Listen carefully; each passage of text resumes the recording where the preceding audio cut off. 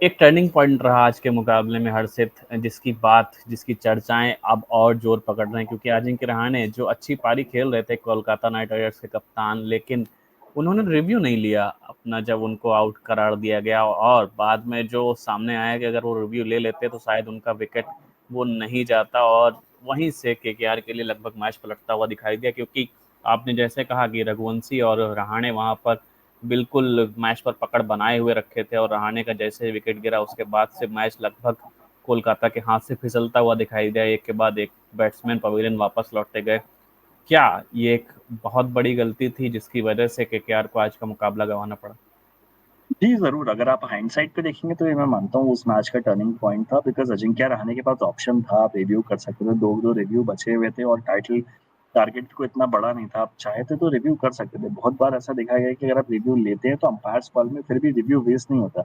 But वहाँ पर अजिंक्य रहाणे ने रिव्यू नहीं लिया, वो बिना रिव्यू का इस्तेमाल किए वापस चले गए, और जब रिप्ले में देखा गया कि बॉल मिस कर रही थी स्टंप्स को, तो वहाँ पर उन्हें बहुत बड़ा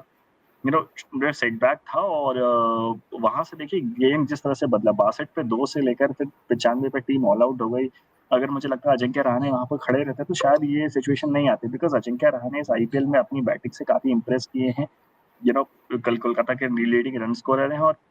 50s अच्छी 50s मारी हैं उन्होंने कुछ मैचेस में, तो वहाँ पर मुझे लगता है अजिंक्य रहाणे से शायद जजमेंट में थोड़ी गलती हो गई और वहाँ से गेम थोड़ा फिसल गया। अगर आप समराइज़ करेंगे तो आपको वही एक टर्निंग पॉइंट दिखेगा कि वहाँ से कोलैप्स जो है ट्रिगर हुआ। अगर वहाँ पे अजिंक्य रहाणे आउट नहीं होते तो मेबी शायद अगर वो थोड़ा टाइम और क्रीज़ पे बिताते, वो 62 की जगह अगर 82 या 92 होता तो शायद ये ऐसी कोलैप्स सिचुएशन नहीं आती।